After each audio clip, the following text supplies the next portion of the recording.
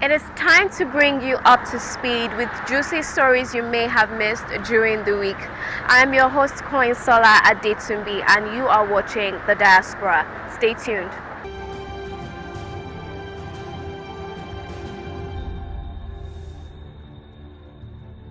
In order to flatten the curve of the COVID-19 pandemic and to especially protect the frontline workers, the Nigerian Diaspora COVID-19 Eradication Support Group, as well as the Association of Nigerian Physicians in America, NIDO America and NIDO China, mobilized funds to procure the personal protective equipment (PPE) worth a total of 48 million naira. The presentation was made by the Honorable Minister of State, Ambassador Zubairu Dada, alongside the Chairman CEO of NIDCOM, Honorable Abike Dabiri Arewa, and was presented to the Chairman and members of the Presidential Task Force on COVID-19 in Abuja. Enjoy.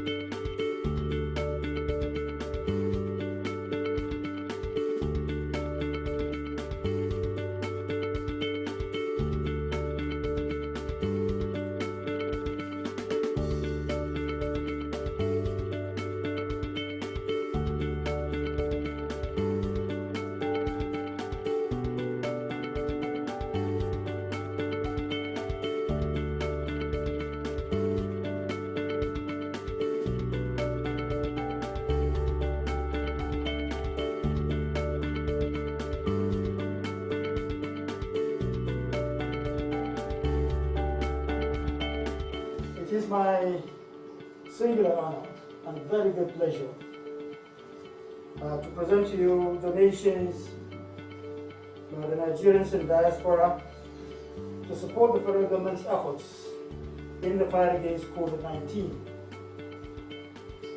First, we wish to present to you donations by the Nigerians in diaspora COVID-19 support group.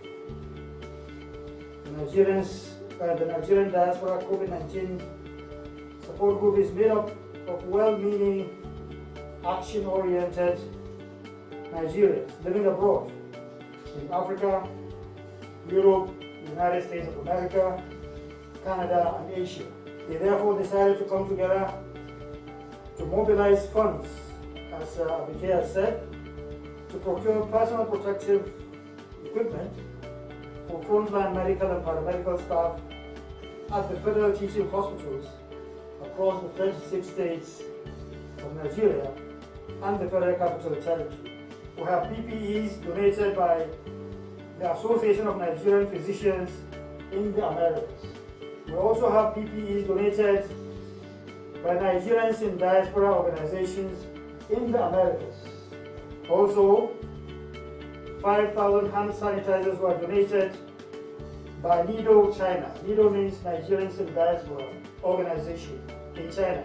We wish to see this opportunity to thank the Nigerians in Diaspora for their selfless efforts. The response of Nigerians as individuals, Nigerians as groups, Nigerians within corporate organizations, Nigerians in diaspora, and that is part of what we are witnessing this afternoon, has been most encouraging. It has shown the positive aspects of being a Nigerian, and we want to assure you that under the leadership of the national coordinator in the operations area, these items will get to the intended beneficiaries, especially the frontline health workers. I'd like to, on behalf of the SPF and the entire ETF members and the Secretariat, thank you for your generosity. At the same time, we assure you that what has been donated today will be used judiciously and for the purpose to We just have to thank Nigerians in the diaspora who got together to make this happen. They were able to put items worth almost 48 billion naira.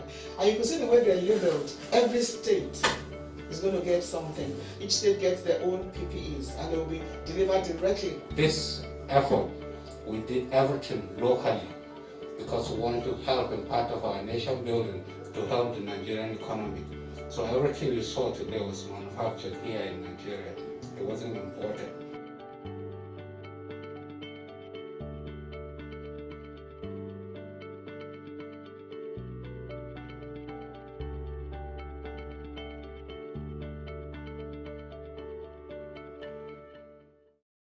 It is always gratifying to note when a mission is accomplished and appreciated.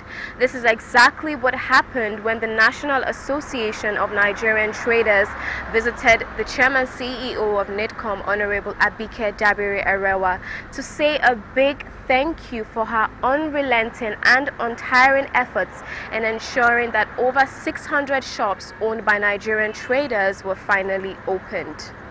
Nigerian traders have really helped and assisted the economy of Ghana. And I'm going to talk about two things. But since 2007, we have been crying and weeping. We go to ECOWAS. We have had campaigns, demonstrations. We are the first organization and the only organization that has held ECOWAS down, moving down there, blocking the whole entrance and saying, look, until you intervene in this matter as a supranational body. Unfortunately, up to now, it has neither been here nor there. We will still come back to Nigeria. You have intervened in this matter severally. Intervened on a diplomatic angle, intervened also having meetings, several meetings with us, intervened by making calls and saying, please don't fight, allow them. Even at a point when our people wanted to rise up to fight and say, let us fight because our investments are there, locked up. Let's fight. He who fights and runs back leaves the fight for another day. Let's fight in first of all. You are the one that called me and said, please talk to your people, let them not fight. And I think with that patience, since December 1st, 2019, over 600 shops belonging to Nigerians have been under lock and key in Ghana. The authorities feign ignorance. And they always forget that all of us are recognized by ECOWAS protocol and treaty as community citizens. On the 20th of August, 2019, with regard to the closure of the border, must send a signal to the world that Nigeria can be radical as well. It must send a signal to the world that you cannot touch Nigeria and just go that way. And Nigeria blocked the border and said, look, enough is enough. Enough of this nonsense. And I think that it's important that our diplomats must also know that sometimes we need to carry on reciprocity. We have not maltreated any Ghanaian in this country. We have never maltreated any ECOWAS citizen in this country. Why must Nigerians be under the scourge, intimidation, harassment, and the muzzling of the Ghanaian authorities? I think with what just happened, where Nigeria's building was just pulled down, should be a lesson to make us stand up and take our place. But here we are. We have come to thank you so much. The good news is that those 600 shops were opened a few days back, just this week. And I think it is courtesy of pressures from people like you. I think it is courtesy of pressures and diplomatic as well as very vocal stand of this commission. And that's why we felt we must come here first. Yes, the shops have been opened. But just like I chatted with you, they started fermenting trouble again.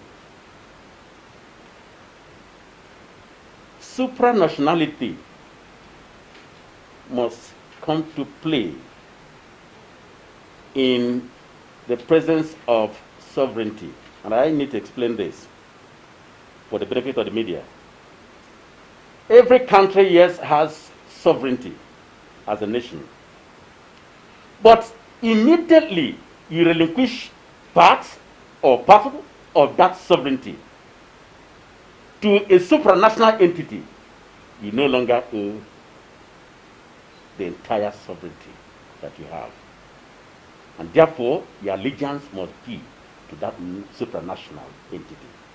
And I think, therefore, that the protocols, the Treaty of ECOWAS, which is being obeyed in breach, rather, by the Ghanaian authorities, must be something that Nigeria will stand up to say, look, younger brother, come up. We suffered for this ECOWAS since 1975, May 28, 1975 specifically. It was the Gowons of this world that set up that ECOWAS for us to have a united entity. And what was the purpose? For economic integration. And if it is therefore for economic integration, we must not disintegrate the people. Especially now that we have a common passport which binds all of us together. Ghana must not begin to dismember ECOWAS. And the good news about the shops being reopened is actually good news for Nigerian traders in Ghana.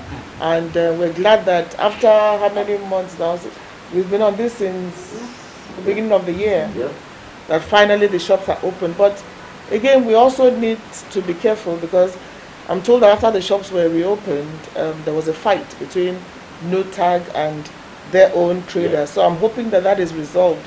And even NUTAG should not go against, the Ghanaian traders should not go against their own government. So it's good news. And like you said, we have to continue the spirit of brotherliness, you know. We're all part of ECOWAS, and that is the spirit. But I think the person to thank really is President Muhammadu Buhari. Because without you knowing, the president was engaging the Ghanaian president on many occasions that had to do, in fact, in New York, he personally had this discussion with him, and then here in Nigeria too. So I hope that this opening of the shops is final. I hope there'll be no stories of, oh, they came to close them again, you know. So, and I also hope that our Nigerian traders in Ghana too will obey the laws of Ghana. Whatever are their rules, let's obey the rules. And let's live with each other with unity, friendliness, and we're all brothers. If we fight amongst ourselves in the West African continent, what do we say about those discriminating against us outside the continent? So thank you for bringing the good news to us.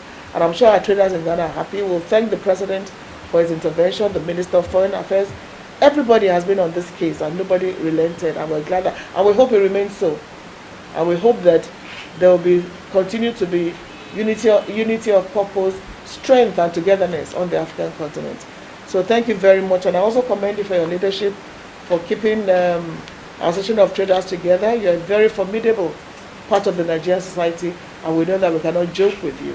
So thank you very much, and we look forward to a continuous, purposeful, good relationship with NANs who are, you know, all over the world in the diaspora. So I also hope that as we move on, your 37 chapters, the Commission will want to work more. We haven't had enough engagements with them, only when there's a crisis, but we hope to work more with them in terms of diaspora engagements. Thank you very much.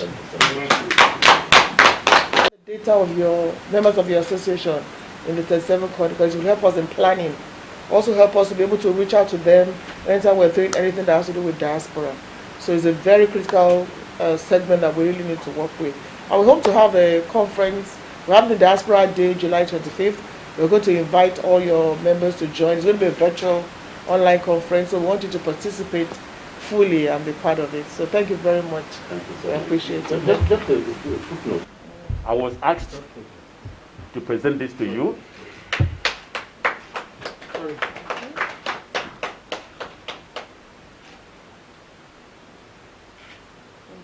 With a very important message, which is meant for only you. And Aja, please. This is a gift from our traders in Ghana. It's just symbolic. Thank you very much.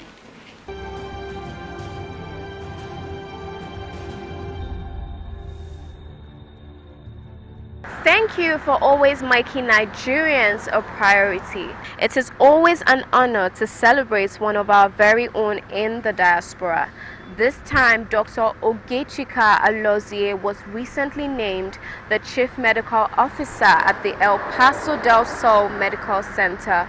Alozie, who was recently named to the position, is board certified in infectious disease by the American Board of Internal Medicine and is board certified in clinical informatics by the American Board of Preventive Medicine.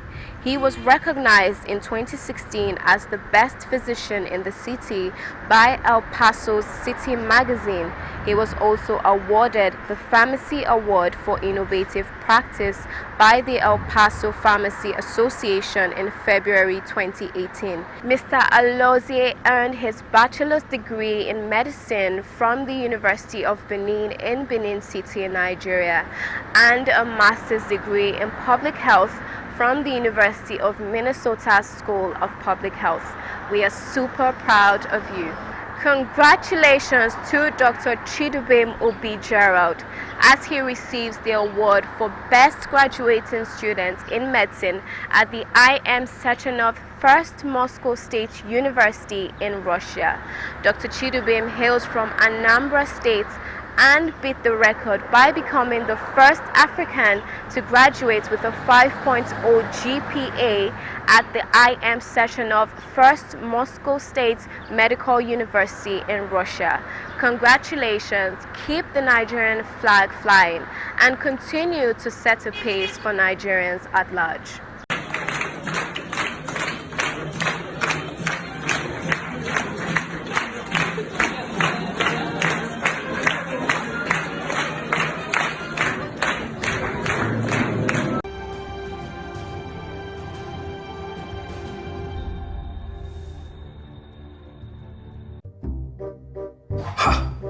Not so fast. Look, I'm tired. I want to check out of this country for greener pastures. Just calm down for a moment. Please sit down. Do you have a job where you're going to? No, but someone is arranging, Listen, Alinko. Checking out of this country without proper planning means one thing. Unimaginable begin. You know, I've been in the diaspora, but legitimately doing great things at home and abroad. As I've been saying, without the proper footing abroad, the risk is not worth it.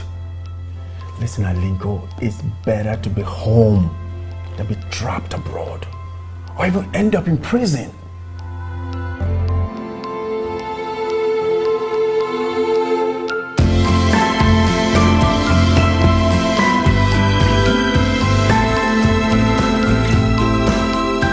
Welcome back. Now, during the course of the week, some Nigerians who were stranded abroad were evacuated.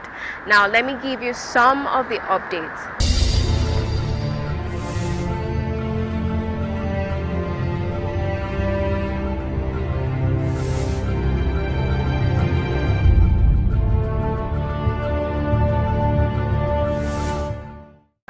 All evacuees tested negative for COVID-19 before boarding the flight and are now observing the mandatory 14-day self-isolation as stipulated by the Nigerian Center for Disease Control, the Ministry of Health, and the Presidential Task Force on COVID-19.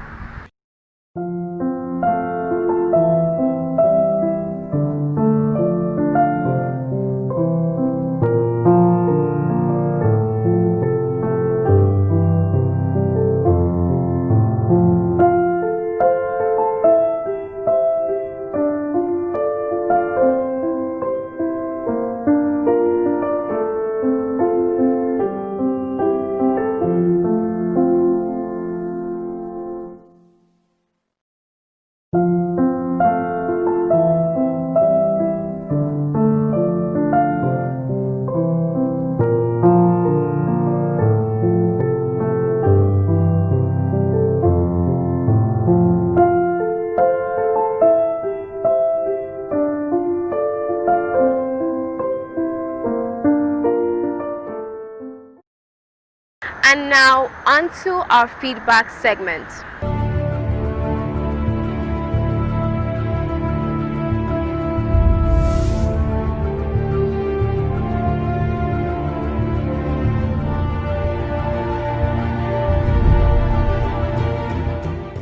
gbé fún àgbàwo párò lọ lọ́hùn-ún gba ọdẹ ológun.